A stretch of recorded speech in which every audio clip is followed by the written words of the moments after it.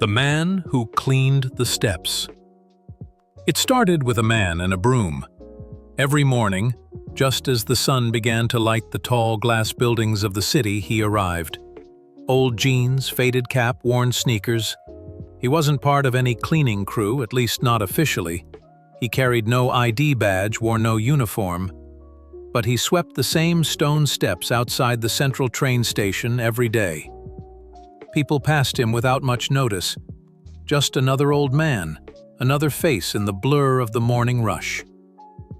I noticed him because I slipped on those steps one rainy Monday. He reached out, steady as a statue, and caught me by the elbow before I fell. "Watch your step," he said with a smile. "These old stones get tricky when they're wet."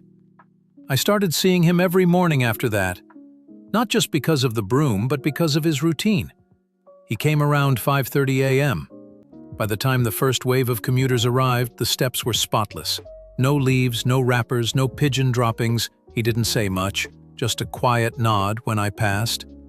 I asked once if he worked there. He just chuckled and said, "Nope, just like things clean." The city had janitors. They showed up later in green uniforms and work boots, moving in teams. But this man was alone, always alone. One day, curiosity got the better of me. I asked him why he did it. Why show up every morning, unpaid, unnoticed, just to sweep some stairs? He paused, leaning on his broom like it was a walking stick. "Because people walk on these steps," he said. "And I think people deserve to start their day without slipping." It sounded simple, too simple. I nodded, thanked him, and walked off. But the sentence stuck with me. There was something deeper in it. Something quiet. Weeks passed, months. Every day he was there. Rain, wind, even snow. Once, in the dead of winter, the steps were frozen over. He came early with rock salt and a rusted tin, spreading it evenly like he was planting seeds. We began talking more. Little things. Weather. Pigeons. Once, he told me he used to be a carpenter. "Built more tables than I could count," he said. "Then my hands gave out. But sweeping I can still do." One morning he wasn't there. The steps were messy, coffee cups, crushed napkins, a half-eaten sandwich. People stepped over the mess without a thought. I waited. Maybe he was late. He never showed up again. Another afternoon I asked the security guard at the station about him. The guard looked surprised. "Old guy with the broom? Yeah, he passed away last week. Quiet heart attack. Lived in the next block over." I stared at the steps. For the first time in months, I saw them clearly, not just as a place to walk, but as something that had been cared for. The next morning, I arrived early. I brought a broom. I wasn't the only one. A woman in a business suit came with a trash bag. A teenage boy, earbuds in, bent down to pick up leaves. Nobody said anything. We just cleaned. Quietly, respectfully. It happened again the next day, and the next.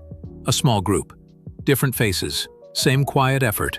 No schedule, no leader, just people who noticed. Eventually, the janitors started showing up earlier. The city put in a new waste bin by the stairs. Someone even scrubbed off the old gum stains. But we still came. Not every day, not everyone, but often enough. The man's broom, his original one, was placed in a corner beside the steps. No plaque, no sign, just the broom. It took one man with a broom to remind a city that someone has to care first. He never asked for recognition, never spoke of grand ideas. He just showed up and did what he thought was right, every single day, without expecting anything in return. And somehow, that small act of quiet responsibility spread. It made me rethink how change happens.